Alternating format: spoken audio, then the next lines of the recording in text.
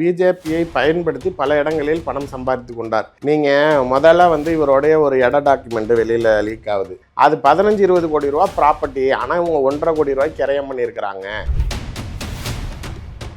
தலைவன் எப்படி மாட்டிக்கிட்டாரு அப்படின்னா, அந்த கம்பெனியோடைய டைரக்டர்ஸ் லிஸ்ட்ல இவர் பேர் இருக்கு. நீ தான் காசு இல்லை, நான் பழைய ட்ரங்க் புட்டியோட வந்தேன், நான் விவசாயி குடும்பம், ஒன்றும் இல்லை, இப்போ கூட இடத்த வாங்கினது ஆடு மாடு மேய்க்கன்னு சொல்கிறவன் நாளைக்கு 800 கோடி ரூபாய்க்கு ஒரு ப்ராஜெக்ட் போடுறா அப்படின்னா, அஃபிடவிட் ஃபைல் பண்ணுறப்ப உங்களுக்கும் உங்கள் மனைவிக்கும் சொத்தே இல்லை, அவங்க அக்கௌண்ட்டில் 3 லட்ச ரூபா இருக்குது, உங்கள் அக்கௌண்ட்டில் 1.5 லட்ச ரூபா இருக்குது. இதுதான் இவரோட ஒரிஜினல் அஃபிடவிட். இன்னைக்கு ஆனால் அதே அவங்க அக்கௌண்ட்டு ஒய்ஃபோட அக்கௌண்ட்டில் மட்டும் 8 கோடிக்கு மேலே கேஷ் மட்டும் இருக்குது. ஒருவேளை அண்ணாமலை கட்சி தொடங்கினால் தமிழ்நாடு பிஜேபியை விட அண்ணாமலையின் அரசியல் கட்சி அதிகமான வளர்ச்சியில் இருக்குது அப்படின்னோன்னா, மோடி உடனே அமித்ஷாட்ட என்ன ஆனாலும் சரி அவன் கட்சியை விட்டு வெளில போகக்கூடாது, கட்சியும் ஆரம்பிக்கக்கூடாதுன்ட்டார். இப்போ பெங்களூர் சைடு, கர்நாடகா சைடு இவரோட இன்வெஸ்ட்மெண்ட்ஸ் இருக்குல்ல, ஒரு 3 இடத்துல அடித்து லாக் பண்ணிட்டாங்க. நியூஸ்லேயே வந்துச்சு ரைடெல்லாம். தனி கட்சியும் தொடங்க விட மாட்டேங்கிறான், நம்மளை தன்னாட்சியாகவும் இயங்க விட மாட்டேங்கிறான், நமக்கு தேவையானதை கொடுக்கவும் மாட்டேங்கிறான். கட்சியில் என்ன செய்யறதுன்னு தெரியாமல் விஜயை பற்றி பேசினா ஓடிடும். அந்த மாதிரி ஒரு அல்காரிதத்தை கிரியேட் பண்ணுறதுக்கு அவர் சும்மா நாளைக்கு கிளப்பி விடுறாரு. ஒருவேளை வெளியில போனா ஏதாவது லீக் பண்ணுவாரா? டிஎம்கே ஃபைல்ஸ் மாதிரி பிஜேபி ஃபைல்ஸ் ஏதாவது விடுவாரா? டிஎம்கேலேயே அண்ணாமலை ஃபைல்ஸ் ரெடி ஆகிட்டு இருக்குங்கிறாங்க. இந்த சவுக்குலெல்லாம் அடிச்சுக்கிட்டது இதெல்லாம் அவர் அதோட விரக்தி தான். அந்த சாட்டையில் அடிச்சுக்கிறத ரோட்டில் போய் அடிச்சுக்க சொன்னான் அந்த ஜோசியக்கான. நான் யாருன்னே சொல்கிறேன். அடுத்தது அவர் அன்னைக்கு பச்சை வேட்டி கட்டியிருந்தது முருகருக்கு வேண்டுதல். 48 நாள் விரதம் இருந்தார். அது மாதிரி அடித்த சவுக்கை நீங்கள் திரும்பி கூட அந்த ஃபுட்டேஜ் பாருங்கள், 6 தடவை தான் அடிப்பார். பதவி போன பரிகாரம், பதவி திரும்பி வேணுங்கிறதுக்காக பண்ணது. ஆனா அண்ணாமலே ஒரு டம்மி தான் இப்போ ஆயிட்டாருல்ல, அவ்வளோதானே.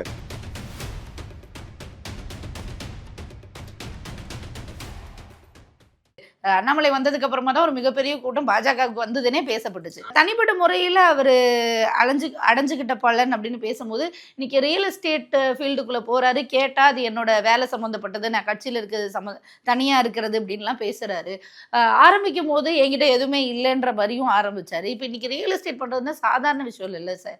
அதுக்கு ஒரு பெரிய பணம் தேவைப்படும். ஒருவேளை பிஜேபியிலேருந்து பணம் அடிச்சிட்டாரு அப்படின்னு எடுத்துக்கலாமா? உள்ள ஒரு வேலைலாம் இல்லை. இப்போ பிஜேபியிலேருந்து பணம் எடுத்தாருங்கிறதுக்கு அப்பாற்பட்டு பிஜேபியை பயன்படுத்தி பல இடங்களில் பணம் சம்பாதித்து கொண்டார். நீங்கள் முதல்ல இவருடைய ஒரு இட டாக்குமெண்ட் வெளியில் லீக் ஆகுது. வந்தோடனே உடனே அதை பத்திரிகையாளர்கள் கேட்குறப்ப, ஆமாம் அதை நான் தான் வாங்கினேன், அதில் ஆடு மாடு மேய்க்க போகிறேன், பிரைம் மினிஸ்டர்கிட்ட ஃபண்டுக்கு அப்ளை பண்ணியிருக்கேன், நான் அதிலேருந்து சப்சிடி வாங்கி நான் ஆடு மாடு வாங்க போகிறேன்னு சொன்னவர், அந்த பத்திரம் வெளியில் வந்தப்போ அது சமாச்சாரமே என்னென்னா, அது 15-20 கோடி ரூபா ப்ராப்பர்ட்டி. ஆனால் இவங்க 1.5 கோடி ரூபாய்க்கு கிரயம் பண்ணியிருக்கிறாங்க. அப்படி இருந்தாலும் இவங்க மனைவி அக்கௌண்ட்ல இருந்து நாளைக்கு அதை முழுமையாக கொடுத்த மாதிரி காட்டுறாங்க. இவங்க கிட்ட அந்த அளவுக்கு பணம் எங்கேருந்து வந்துச்சுங்கிறது தான் அந்த கொஸ்டினே. இவர் அழகா அந்த பத்திரப்பதிவையும் எப்படி சொல்லிட்டாரு, கவர்மெண்ட் அப்படி விட்டுருமானா, அப்படிலாம் செஞ்சால் நாளைக்கு எங்களை செய்ய மாட்டாங்கன்னா, நானா திமுகலையான இருக்கேன், அழகா அதை டேக் ஓவர் பண்ணிவிட்டு அதை ஆடு மாடு வளர்க்குறேன், பிரைம் மினிஸ்டர்கிட்ட ஃபண்டு கேட்குறேன்னொன்னே அந்த மேட்ரு டைல்யூட் ஆயிடுது. அடுத்தது திரும்பி என்ன பண்ணுறாரு, இந்த பெங்களூரில் ஒரு ரியல் எஸ்டேட் கம்பெனி, இப்போ நீங்கள் சொல்கிற மாதிரி தான், அது நயினார் தரப்புலேருந்து தான் எடுத்து வெளில விடுறாங்க. அதை விடுறப்போ அது எல்லாமே ஒரு individual பங்களாவுமே 4 crores, 7 crores, 9 crores, 12 crores, 15 crores இந்த கேட்டகரி ஆஃப் செக்டரில் தான் கட்டுறான் வீடை. 450 வீடு அந்த மாதிரி கட்டுறப்ப எவ்வளோ பெரிய ப்ராஜெக்ட் அப்படின்னு இது வெளில வருது. அதில் தலைவன் எப்படி மாட்டிக்கிட்டாரு அப்படின்னா, அந்த கம்பெனியோடைய டைரக்டர்ஸ் லிஸ்ட்டில் இவர் பேர் இருக்குது. ஓகே ஓகே அப்படின்னோன்னா டக்குன்னு அது வெளியில் ஆனோன்னா ஒரு வாரம் மீடியாவை பார்க்காமையே இருக்கிறாரு. அப்போ திரும்பி மீடியாவை சந்திக்கிறப்ப இந்த சம்மந்தப்பட்ட கேள்விகள் கேட்குறப்ப, நான் அதுக்கு நான் தொழிலே பண்ண முடியாது, தொழிலே பண்ணக்கூடாதா, என்கிட்ட எதுவுமே காசே கிடையாதா, நான் எதுவுமே இத்தனை வருஷம் என்னத்த ரிட்டையர் ஆன போலீஸை அடுத்த நாளைக்கு என்னங்க அதிகாரத்தில் இருந்தப்போ ஏதோ ஓடிக்கிட்டு இருந்துச்சு, இப்போ என்ன ரிட்டையர் ஆகிட்டாங்க கேட்டால் என்ன இருக்குங்கிறார் நிலையில். நீ டிஜிபி ஆகி ரிட்டையரே ஆயிருந்தாலும் உன்னால் சம்பாரிச்சிருக்க முடியாது. நீ தான் காசு இல்லை, நான் பழைய ட்ரங்க் புட்டியோட வந்தேன், நான் விவசாயி குடும்பம், ஒன்றும் இல்லை, இப்போ கூட இடத்த வாங்கினது ஆடு மாடு மேய்க்கன்னு சொல்கிறவன் நாளைக்கு 800 கோடி ரூபாய்க்கு ஒரு ப்ராஜெக்ட் போடுறா அப்படின்னா, அதை கேட்டால் நாளைக்கு நான் ஏன் பிஸ்னஸ் பண்ணக்கூடாதான்னா, இப்போ நீங்களும் நானும் சேர்ந்து பிஸ்னஸ் பண்ணுறோம், பண்ணக்கூடாதுன்னு கிடையாது. 500 கோடி பிஸ்னஸில் நீங்கள் நாளைக்கு 200 கோடி நீங்கள் போட்டால், நான் 250 கோடி போட்டால் கூட நீங்கள் ஒன்றுமே இல்லாமல் உள்ள பார்ட்னராக வருவீங்க. ஷோரா அப்படி எடுத்துக்க மாட்டாங்கல்ல யாரையும். அப்போ எங்கேருந்து வந்துச்சு? உங்களுடைய அரவக்குறிச்சியில் நீங்கள் நாளைக்கு அஃபிடவிட் ஃபைல் பண்ணுறப்ப உங்களுக்கும் உங்கள் மனைவிக்கும் சொத்தே இல்லை, அவங்க அக்கௌண்ட்டில் 3 லட்ச ரூபா இருக்குது, உங்கள் அக்கௌண்ட்டில் 1.5 லட்ச ரூபா இருக்குது. இதுதான் இவருடைய ஒரிஜினல் அஃபிடவிட்டு. இன்னைக்கு ஆனால் அதே அவங்க அக்கௌண்ட்டு ஒய்ஃபோட அக்கௌண்ட்டில் மட்டும் 8 கோடிக்கு மேலே கேஷ் மட்டும் இருக்குது. நாளைக்கு இதே அவங்க பேரில் 4 ஐடி கம்பெனி உருவாயிருக்குது இண்டிவிஜுவலாக அவங்க தனிப்பட்ட முறையில். அப்படிங்கிறப்ப நீங்கள் இப்போ இந்த தனி கட்சி தொடங்கினாருன்னா நடுவில் ஒரு சர்ச்சை. ஆமா ஆமா, இணையம் முழுக்க அதானே அண்ணாமலை தனி கட்சி ஆரம்பிக்கிறாரு. அது உண்மையான பிளான் தான், அப்படி தான் இருந்தாங்க. அதுக்கு ஐடியா கொடுத்ததே வந்து அவங்க மனைவி தான். ஆக்சுவலாக நீங்கள் வெளியில் நினைக்கிறீங்கல்ல அண்ணாமலை புத்திசாலி, இந்த ஸ்ட்ரைக் ரேட் அடிக்கிறாரு, இந்த கரப்ஷனை பற்றி பேசுகிறாரு, ப்ரெஸ் மீட்டில் பேசுகிறாரு, ஒரு விஷயத்தை எப்படி த்ரோ பண்ணுறாருன்னு நினைக்கிறோம்ல, இது எல்லாமே அவங்க ஒய்ஃப் தான். ஓ, அவங்க வந்து ஐடி கம்பெனி வச்சிருக்கிறதுனால அவங்களுக்குன்னு ஒரு 15-20 செக்ரட்டரிஸ் தனியாக வச்சிருக்காங்க. She'll be always updated with political 20 activities. Secretaries secretaries ID வச்சிருக்காங்க. கம்பெனில வேலை பார்க்குறவங்களுக்கு. பாஸ் 4 கம்பெனியோட பாஸ், அவங்க கம்பெனியே அவங்க பேரில் தான் இருக்குது. இந்த 20 பேரும் எதுக்குன்னா அந்த பொலிட்டிக்கல் அப்டேட்ஸ் பண்ணுறப்ப இவங்க தான் அந்த டிராஃப்ட் பண்ணி என்ன ஐடியா எப்படி இதை கோத்ரூ பண்ணணும்னு இவர்கிட்ட சொல்கிறதே. ஓ, இன்ஃபர்மேஷன் கலெக்ட் பண்ணி கொடுக்கறதெல்லாம் மவுத் பீஸ் தான் இவர், பிரெயின் அங்கே அப்படி வச்சுக்கோங்க. இப்போ இவங்க என்ன செய்கிறாங்க, இவங்க மனைவி நாளைக்கு நம்ம தானே இந்த கட்சியை தூக்கி வளர்த்தது, நம்ம இவ்வளோ தூரம் வளர்த்தோம், நம்மளுக்கு மரியாதை இல்லை. 234 தொகுதிக்கு நீங்கள் நடந்து போகிறப்ப எவ்வளோ கஷ்டப்பட்டீங்க, மக்கள் நாளைக்கு எவ்வளோ தனிப்பட்ட முறையில் பிஜேபிக்காக உங்களை வரவேற்கல, அண்ணாமலைங்கிறதுக்காக தானே வரவேற்றான். அப்போ இதை நம்ம தனியாக நம்ம உருவாக்கி தான் இன்றைக்கி நமக்குன்னு ஒரு கட்டமைப்பு இருந்திருக்கும்ல, அதனால நம்மகிட்ட தான் காசு இருக்குல்ல, வா தனி கட்சி ஆரம்பிக்கலாங்கிறாங்க. இவர் தடவை டெல்லியில் போய் சொல்லிட்டு வராரு, அவங்க ஏதோ கோவத்தில் இருக்கான் பதவியிலேருந்து எடுத்தனால அப்படின்னு சொல்லி கொஞ்சம் பேம்பர் பண்ணி அனுப்பிச்சிடுறாங்க. 2வது தடவை திரும்பி பேசுகிறாரு, திரும்பி அவங்க கொஞ்சம் ஒரு மாதிரி ஆகுறாங்க. 3வது தடவை நாங்கள் டிஸ்கஸ் பண்ணிட்டு சொல்கிறோங்கிறாங்க. ஐபி ரிப்போர்ட் போகுது பிரைம் மினிஸ்டருக்கு, ஒருவேளை அண்ணாமலை கட்சி தொடங்கினால் தமிழ்நாடு பிஜேபியை விட அண்ணாமலையின் அரசியல் கட்சி வந்து அதிகமான வளர்ச்சியில் இருக்குது அப்படின்னோன்னா மோடி உடனே அமித்ஷாட்ட என்ன ஆனாலும் சரி அவன் கட்சியை விட்டு வெளில போகக்கூடாது, கட்சியும் ஆரம்பிக்கக்கூடாதுன்ட்டார். அப்போ இவர் அடுத்த ட்ராக் எடுக்கிறப்ப இல்லை செய்யக்கூடாது அப்படிங்கிறப்ப சரி என்ன முதல்ல போட்டு வாங்குறாங்க, என்ன தான் சரி செய்யலான் இருக்க, என்ன மாதிரி ஐடியாலஜி, என்ன ட்ராக்ல யோசிக்கிற, எப்படி போகிறன்னப்ப நீ அலைன்ஸ் வந்தாவணும் என் கூட 26ல் நீ தனியாக ஆரம்பிச்சுக்க, ஆனால் நீ பிஜேபியோட அலைன்ஸில் இருக்கணுங்கிறப்ப இல்லை நான் ஃபர்ஸ்ட் எலெக்ஷனை அலைன்ஸ் வச்சா என் ஸ்ட்ரென்த்தை ப்ரூவ் பண்ண முடியாது, ஆனால் நான் ஃபர்ஸ்ட் எலெக்ஷன் தனித்து நிற்கிறேன், நான் 29ல் அலைன்ஸுக்கு வரேன். இவர் டேக்கா காட்ட பார்க்குறாரு. அவங்க உனக்கு அப்பன்னா நானுங்கிற மாதிரி இல்லை அது செட் ஆகாது, அப்போ நீ ஒன்று செய்ய, இப்போ நீ இந்த கட்சியில இருந்து இந்த வேலையை பாரு, 29க்கு முன்னாடி நீ கட்சி ஆரம்பி, அப்போ பார்த்துக்கலாம் அப்படிங்கிறப்ப இவர் கொஞ்சம் புடி கொடுக்க மறுக்கிறாரு. சரி பேசிக்கலாம் போன்னு சொல்லிட்டு இந்த பெங்களூர் சைடு கர்நாடகா சைடு இவரோட இன்வெஸ்ட்மெண்ட்ஸ் இருக்குல்ல, ஒரு 3 இடத்துல அடிச்சு லாக் பண்ணிட்டாங்க. ஓகே ஓகே ஓகே, நியூஸ்லேயே வந்துச்சு ரைடெல்லாம், இவரோடதுன்னு தெரியாது பட் ரைடு ஃப்ரீஸ்டு அங்கங்கே பிஸ்னஸுகள் பாதிக்கப்பட்டுச்சுன்னு. ஏன்னா அவங்க பெரிய சாம்ராஜ்யத்தையே சலிச்சவங்க, நீ என்ன சோட்டா பாயின்ட்டு அவங்க வச்சுக்கிட்டு காட்டினோன்னா இவர் கண்டுபிடிச்சிட்டாரு, ஐயோ நம்ம காசு இருக்க திமிரில் தானே தனி கட்சி ஆரம்பிக்கிறோம்னு நினைக்கிறோம், இவங்க அங்கேயே அடி வயிற்றுல கை வச்சுட்டா நம்ம என்ன செய்யறது. இதே பத்திரிகையாளர்கள் நீங்கள் அரசியல் கட்சி ஆரம்பிக்க போறீங்களாமேன்னு அவர்கிட்ட கேட்டப்ப, ஆனால் உங்கள்கிட்ட சொல்லாமல் ஆரம்பிக்க மாட்டேன், நான் கண்டிப்பாக உங்கள்கிட்ட சொல்லுவேன், நான் அப்படி சொன்னார். அதாவது நான் ஆரம்பிக்கிறப்போ உன்கிட்ட சொல்லுவேன் அப்படின்னா என்ன ஐம் மோடு அப்படின்னு ரைட். அதே இப்போ அமித்ஷாட்ட டெல்லியில் அடி வாங்கிட்டு வந்ததுக்கப்புறம் ஆனால் அரசியல் கட்சி ஆரம்பிக்க போறீங்கன்னா, நான் அரசியல் கட்சி ஆரம்பிக்கிறது அவ்வளோ சாதாரணன்னு நினச்சிங்களாண்ணா, எவ்வளோ காசு தேவைப்படும்னு தெரியுமாண்ணா, நான் சாதாரண விவசாயி குடும்பம்னா என்கிட்டலாம் அவ்வளோ காசு இல்லை, நான் என்னால் எப்படி நான் கட்சி ஆரம்பிக்க முடியும். ஸோ இதுதான் இந்த ஸ்ட்ரக்சர். அங்கே இருந்ததுக்கப்புறம் அது மாறிச்சு. எனக்கு அந்த கட்சியோடைய கொள்கை, கட்சி பேர் எல்லாமே எனக்கே தெரியும். யார் யார் பிஜேபியிலேருந்து இவர் கூட வருவா, இல்லை வேற கட்சியிலேருந்து இவர் கட்சி ஆரம்பிச்சா யார் வராங்கிறா, யார் யார் கட்சி பேரை அண்ணாமலை கட்சி அப்படி வைக்கணுமா, இல்லை அண்ணாமலை கட்சிக்கு பின்னாடி வேற இல்லை அவருடைய பேட்டர்னே அவர் எப்படி கொண்டுட்டு வந்துட்டாருன்னா, பாரத மாதாவையும் தமிழ் தாயையும் 2 பேரையும் ஐடியாலஜிக்கலி கொண்டுட்டு வந்து தான் அந்த பேட்டர்ன் அவர் கட்சியோட ஐடியாலஜி. என்ன என்ன என்ன முடிவுல வரும்னே தெரியல. ஆமா சொல்லுங்க கட்சி பேரை, பரவாயில்ல தெரிஞ்சுக்கிறோம். இல்ல அததான் சொல்றேன்ல நான், இதுதான் அவங்களோட ஐடியாலஜி. பாரத தாய் கட்சி இல்ல அவங்க ஓரளவுக்கு இந்த பாரதிய ஜனதாக்கு பதிலா வேற பேரு, அதுக்கப்புறம் பார்ட்டிக்கு பதிலா கட்சி, அவ்வளவுதான். ஓகே இது அவங்களோட. ஆனா பேட்டர்ன் என்ன அப்படின்னா, நாங்க வேற யாரையும் பெரிய சுதந்திர போராட்ட தியாகிகள் எல்லாத்தையும் மதிக்கிறோம், பாரத தாய் தான் எங்களுக்கு ரோல் மாடல், அடுத்த தமிழ் தாய், இது 2 பேர் தான். அதாவது சிலைகள் வைக்கிறதே வந்து 2 பேர்த்தையும் வச்சுதான் நாங்க வந்து வழிமுறை பண்றது மாதிரி இதாங்க அவங்க ஸ்டைல் எடுத்தாங்க.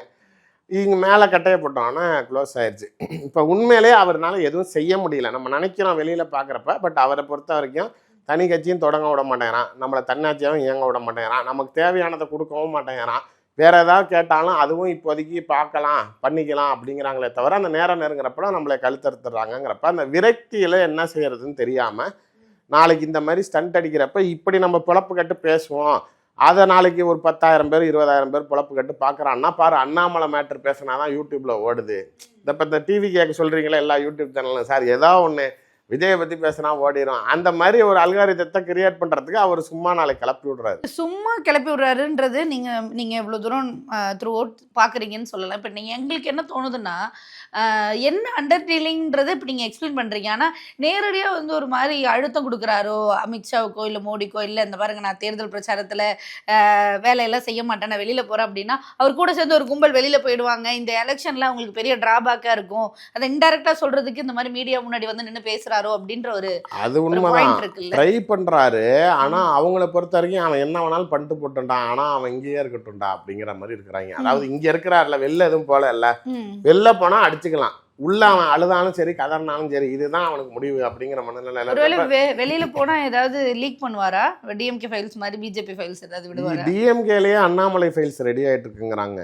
Okay okay. அவர் இதுக்கு முன்னாடி டிஎம்கே அப்படிதானே கரப்ஷன் பார்ட்டின்னு ஃப்ரேம் பண்ணாரு. இப்ப நாளைக்கு அண்ணாமலையை பிராண்ட் பண்றப்ப பிஜேபியில் இருந்த தலைவர் எப்படி இருந்தாரு, பெரிய ஒழுக்கமா பேசினாரு, இன்னைக்கு எப்படி இந்த தொழில்கள் வந்துச்சு இந்த நிறுவனங்கள் வந்துச்சு அப்படின்னு நாளைக்கு ஏதோ பண்ணுறதா எனக்கு ஒரு 2 நாளைக்கு முன்னாடி ஒரு தகவல் வந்துச்சு. ஸோ அதனால் அந்த ஐடியாவை கூட ஒரு வேளை பிஜேபி ஏதாவது இந்த நேரம் இவர் அடித்தா நாளைக்கு நம்மளுக்கு பிரச்சனை வரும் அப்படிங்கிறதுனால சீட் இல்லைன்னு சொல்கிறது கூட அந்த காரணத்தினால கூட இருக்கலாம். ஏன்னா இப்போ நீங்கள் கேண்டிடேட்டாக அனௌன்ஸ் பண்ணி அவங்க அந்த டைமில் ஏதாவது பண்ணாங்கன்னா ஏதாவது ப்ராப்ளம் அது வந்து கம்ப்ளீட்டாக அந்த ஏரியா ஃபுல்லாக ஒரு இம்பேக்ட் கிரியேட் ஆகும்ல, அதுக்காக பயப்படுறாங்களான்னு தெரில. மேடம் என்னை பொறுத்த வரைக்கும் அவர் தலைகீழாக நின்னாலும் சரி பிஜேபியில் அவருக்கு இனிமேட்டு எந்த அதிகாரமும் கொடுக்க மாட்டாங்க. அவர் வெளியில் வந்து தனி கட்சி தொடங்கினா மட்டும்தான் அவரால் சர்வைவ் பண்ண முடியும். ஆனால் அதை பிஜேபி செய்ய விடாது. ஆனால் அண்ணாமலே ஒரு டம்மி தான் இப்போ ஆயிட்டாருல்ல, அவ்வளோதானே. நம்ம தான் பேசிக்கிட்டு இருக்கோம். எனக்கு தெரிஞ்சு அவரு கூட நாளைக்கு இவ்வளோ நேரம் நம்மளை பற்றி எவனா பேசுவான்னு நினைப்பாரான்னா எனக்கு நம்பிக்கை நினைச்சிருக்க மாட்டாரு. ஆனால் இன்னைக்கு உட்காந்து பேசிக்கிட்டு இருக்கோம். அப்படி மெயின் டாப்பிக்கா அவர் எடுத்து வச்சு பேசுற அளவுக்கு இல்லை. தொகுதி பொறுப்பாளர் ஒன்றும் பெரிய மேட்டர்ல ரங்கராஜ் பாண்டாவே வச்சு செய்கிறாரு அண்ணாமலையா. ராஜா ஆஸ்பத்திரியில் படுத்திருக்காரு, இவ்வளோ சீரியஸா இப்போ கூப்பிட்டு நீங்கள் அவர்கிட்ட தொகுதி பொறுப்பாளர் நீங்கள் தான் சொன்னால் கூட ஒன்றும் பிரச்சனை இல்லை, நான் ஃபோன்லேயே பார்த்துக்குவேன், ஹாஸ்பிட்டல்லையே ட்ரீட்மெண்ட் எடுத்துக்கிடுவோம், நான் ஃபோனில் எல்லா வேலையும் பார்த்துக்கிறேன்னு சொல்லுவார். உங்கள் அப்பாவுக்கு தானே முடியல, உனக்கு என்ன பிரச்சனை, நீ வேணும்னு தானே பண்ணுற, அப்புறம் எதுக்கு நாளைக்கு நீ இருக்கிற, வேண்டாம் விருப்பா பிள்ளைய பற்றி ஏன் காண்டாமல் இருக்கான்னு பேர் வைக்கிற மாதிரி நீ ஏன் இருக்கிறான்னு கேட்குறாரு. அதனால் இது விமர்சனம். உங்கள் ஆதரவாளர் பிஜேபியோடைய சங்கின்னு சொல்லக்கூடிய பாண்டேவே நாளைக்கு உன்னை கழுவி ஊத்துறாருன்னா உங்கள் நடவடிக்கைகள் அங்கே இருக்க. ஏன் சார் நான் தான் சொல்கிறேன்ல மேடம், பனைமரம் படுத்துருச்சுன்னா பண்ணி கூட பம்படிக்குங்க வாயில. அதுமாரி எந்த சூழ்நிலையையும் நாளைக்கு ஒரு நிலையில் இவர் நாளைக்கு பேசும் பொருளாக இருந்தப்போ இதே பாண்டே நாளைக்கு அண்ணாமலை எப்படி பூம் பண்ணி பேசியிருப்பார். எனக்கும் அதே தான். நாளைக்கு இதே அண்ணாமலைக்கு ஷேடோவாக இருந்தப்போ அண்ணாமலை பெரிய பூம் லைட்டில் இருந்தப்போ திமுகவில் இருக்கிற அமைச்சர்லாம் என்ன கண்டா பயப்படுவான், எங்கள் அப்பாவே நாளைக்கு பரவாயில்லையே அப்படிங்குவார். ஆனால் இப்போ நம்ம கொஞ்சம் டவுனாக இருக்கிறப்ப வந்து இதுக்கு தான் சொன்னேன் அவனை நம்பாதன்னு, கேட்டியா, உன் வாயை வச்சுட்டு சும்மா இருந்தியா, எல்லா பேர்லையும் போய் ஒம்பழுத்தல்ல, இப்போ உனக்கு தேவையா அனுபவிச்சியான்னு அது மாதிரி நம்ம இறங்குறப்ப எல்லாரும் போட்டு மிதிக்க தான் செய்வான். இன்றைய நிலையில் அண்ணாமலைக்கு சுத்தமாக நாளைக்கு இல்லை. அவர் ரொம்ப மேடம் அந்த சவுக்குலெல்லாம் அடிச்சுக்கிட்டது இதெல்லாம் வந்து அவர் அந்த அதோட விரக்தி தான். அது ஆக்சுவலாக வேண்டுதல். என்னென்ன ஸ்டண்ட்லாம் பண்ண முடியுமோ அது எனக்கு தமிழ்நாட்டுக்கு வந்து ஸ்டண்ட்டுங்கிறத விட அது வந்து வேண்டுதல். அவருக்கு என்னன்னா அந்த சாட்டையில் அடிச்சுக்கிறத ரோட்டில் போய் அடிச்சுக்க சொன்னான் அந்த ஜோசியக்காரன். நான் யாருன்னே சொல்கிறேன். அவங்க சொன்னது அது வந்து வேண்டுதல். வேண்டுதல் இந்த சென்ஸ் எப்படின்னா உங்கள் கர்ம வினை கழிய வேண்டும், அப்போ தான் உங்களுக்கு நல்லது நடக்கும். Okay okay. பூர்வ புண்ணிய உங்கள் ஜென்மத்தில் போன ஜென்மத்திலலாம் நீங்கள் பண்ண பாவங்கள் இந்த ஜென்மத்தில் உங்களை நல்லா வாழ விடாமல் பண்ணும். கோயிலெலாம் மலையேறி வாங்கன்னு ஏன் சொல்கிறாங்க அப்படின்னா நீங்கள் அந்த செருப்பு போடாமல் படியில், அதாவது டெய்லி நம்ம அவ்வளோ தூரம் நடக்கிறோமா, நடக்காமல் திடீர்னு 5000 படி ஏறு அப்படின்னா நாளைக்கு கால் கையெல்லாம் வலிக்கும், நாளைக்கு அப்புறம் வீட்டில் வரும், வேர்த்துரும். உங்கள் உடம்பை நீங்கள் அதை வருத்தி கொண்டு செய்கிறப்ப அதுதான் நீங்கள் அந்த கர்ம வினையை கழிக்கிறது. ஓகே, இதுதான் பேட்டர்ன். அதனால தான் அந்த அழகு குத்துறது, தீசெட்டி தூக்குறது அதெல்லாம் நீங்கள் நீங்களே வருத்திக்கிறீங்க. அந்த வலியை நான் தாங்கிக்கிறேன், என்னுடைய கர்மாவை கழிக்கிறேன். இதுவரை தான் அந்த பரிகாரங்களுக்கு எல்லா மதத்துலேயும் இதுதான். இவர் என்ன பண்ணுறாரு, அந்த ஜோசியக்காரர் சொன்னார், நீங்கள் இந்த நடைப்பயணம் யாத்திரை போனப்பே நீங்கள் செருப்பு போடாமல் போங்கன்னு சொன்னார். அவர் அப்போ கூட நான் கேட்டேன் எதுக்கு செருப்பு போடாமல், அவர் தான் சொன்னார்லன்னு பிரதர் அவர் சொல்லுவார், நம்ம ஷூ போடுறதுனால தான் ஏதோ நடக்க முடியுது, நான் செருப்புலலாம் நடந்து இல்லைன்னா முடிஞ்சிச்சு அப்படிங்கிறாரு. விவசாய குடும்பம் செருப்பு இல்லாம நடக்க முடியாது. ஒரு நாளைக்கு 7-8 கிலோமீட்டர் நடந்தோம். Okay okay. நானே கிட்டத்தட்ட அவர் கூட 45 மாவட்டம் போனேன். எனக்கே பார்த்தீங்க அப்படின்னா நைட்டு போய் படுத்தோன்னா அடிச்சு போட்ட மாதிரி தூக்கம் வரும். காலையில் நான் ஸ்கிப் பண்ணிடுவேன் இவரோட. இவர் காலையிலையும் நடப்பார் ஏதோ ஒரு ஊரில். நான் சாயங்காலம் போய்க்கலாம், தலையே காட்டினேன் அவ்வளோதானே, அவர் தான் தலைவர், அவர் நடக்கட்டும் எனக்கட்டடா அப்படின்ட்டு நான் காலையில் விட்டுருவேன், சாயங்காலம் மட்டும் போவேன். அதுக்கே எனக்கு டயர்டாயிரும்.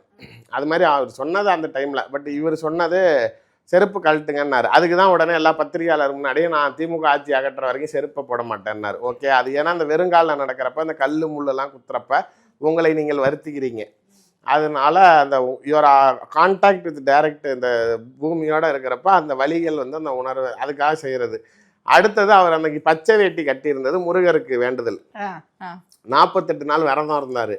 அது மாதிரி அடித்த ஷவுக்கை நீங்கள் திரும்பி கூட அந்த ஃபுட்டேஜ் பாருங்க, 6 தடவை தான் அடிப்பார். 6 தடவை அடிப்பாரு. அந்த அடியும் உடம்புல உழுவாரு. அது ஒரு பக்கெட்டு. ஆனால் அது ஏன் நீங்கள் எல்லாத்தையும் மீடியாவை கூப்பிட்டு வச்சு பண்ணாருன்னா, நீ தனியாக ரூமில் சாக்டையில் அடிச்சுக்கிட்டா உனக்கு வலிச்சாலும் அது நாளைக்கு கண்ணு கழியாது. ஓகே, அது நாளைக்கு ஊரில் அந்த 10 பேர் பார்க்குற இடத்துல அடிச்சுக்கங்கன்னு அவர் சொன்னாருன்னு சொல்லிட்டு அவன் சொல்கிறான் ஒரு பைத்தியக்காரன் இவன் செய்யறான். அதனால 10 பேரை கூப்பிட்றதுக்கு கேமராவை கூப்பிட்றோம். அதை விட ஹைலைட்டு கேமராவே 10 பேர் வந்துடுவாங்க சார். ஆமாம், எல்லா மீடியா வந்தானே இருந்துச்சு. அதை விட பெரிய ஹைலைட்டு அந்த சாட்டையில் அடிச்சுக்கிறப்ப 6 சாட்டையோட நிறுத்திடணும். 6 அடி தானே அடிக்க சொல்லியிருக்காரு. அறுபடை வீடுகள் 6 முருகனுக்கு 6 அடி அதான் கணக்கு. முருகருக்கு மாலை போட்டிருக்காரு, செருப்பு கிடையாது, 6 அடி அடிச்சுக்கணும். 48 நாள் வரதான் முடிச்சுட்டு அறுபடை வீடுகளுக்கும் போனாரு. ஆமா ஆமா, அதுதான் கணக்கு. இப்போ 6ஓட நான் நிப்பாட்டிட்டா அங்கேருந்து ஏன்டா வந்துட்டு நிறுத்தினா நீங்கள் கேட்பீங்கல்ல. அப்போ என்ன பிளான் பண்ணிட்டாங்க, பக்கத்துலேயே ஒருத்தர் நிப்பாட்டி வச்சுட்டு பாரு நீ எண்ணிக்கிட்டாரு 6வது அடித்த உடனே 7வது கிட்ட வந்து கட்டி பிடிச்சிடறா அப்படின்னு சொல்லிட்டு அவர் கரெக்டாக 7வது சொல்கிறப்ப தலைவா நீ கவுண்டை தாண்டி போய்கிட்டு இருக்க அப்படின்னு வந்து கட்டி பிடிச்சி அதை அப்படியே நிப்பாட்டிட்டாங்க. இதுதான் ஸ்ட்ராட்டஜிக்கா நான் யோசிக்கல. இல்ல உண்மையிலே இதுதான் நடந்துச்சு. நாங்க வந்து அது ஒரு இதா டிராமாவா தான் பார்த்தோம். அதெல்லாம் நாங்க பார்த்தோம். பதவி போன பரிகாரம், பதவி திரும்பி வேணுங்கிறதுக்காக பண்ணது. அது மாதிரி ஜெயலலிதா ஒரு யாகம் வளர்ப்பாங்க. அதாவது ஓமகுண்டங்களை 100 ஓமகுண்டம் வச்சு அதுக்கு ஐயர்களை வச்சு அது பெரிய யாகம். அது வந்து செஞ்சா பதவி எவ்வளோ ஒண்ணுமே இல்லாதவனு கூட பதவி கிடைக்கும் அப்படிங்கிறது ஒரு ஐதீகம் மாதிரி.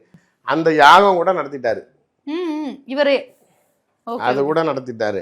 அது என்னன்னா அவருக்கு அந்த பதவி இல்லாமல் அதாவது பெரிய பேசும் பொருளாக இருந்துட்டு இன்னைக்கு நம்ம வந்து இந்த டம்மி ஆகிட்டாராங்கிறீங்களா, அது அவர் மனசு ஏற்க மறுக்குது. ஏதோ ஒரு இடத்துல இப்போ ஒரு தேசிய பதவியில் இருந்தால் கூட இங்கே தெரியாது. இப்போ ஃபுல்லாக அந்த ஜெட் செக்யூரிட்டி கூட அந்த போலீஸ் வச்சுருக்கிறதுனால கொஞ்சம் மனசு ஏதோ தைரியமாக இருக்குதே தவிர, இல்லை அதை எடுத்துட்டாங்க அப்படின்னா வெறும் காசு தான், ஒன்றுமே யூஸ் இல்லை. அது அந்த விரக்தியோடைய உச்சம் தான் இது. இந்த மாதிரியான ஸ்டண்ட்ஸு, இந்த மாதிரியான ஒதுங்கிறேங்கிறது. சொன்ன மாதிரி இப்போ பேசினதுல இருந்து 2 நாள் அவரை பற்றி தானே பேசிட்டு இருக்கோம். என்ன அண்ணாமலை தேர்வு எதனால பேசுகிறோன்னா வேற சப்ஜெக்ட் இல்லை. அதுதான் நானே ஊடகங்களில் சில சமயங்களை கேட்குறது வேறு ஏதாவது பேசுங்கன்னா இந்த பொலிட்டிக்கல் ஃபயர் பீரியடுன்னு ஆயிடுச்சு. எல்லா சேனல்லையும் ஏதாவது பண்ணி ஆகணும்.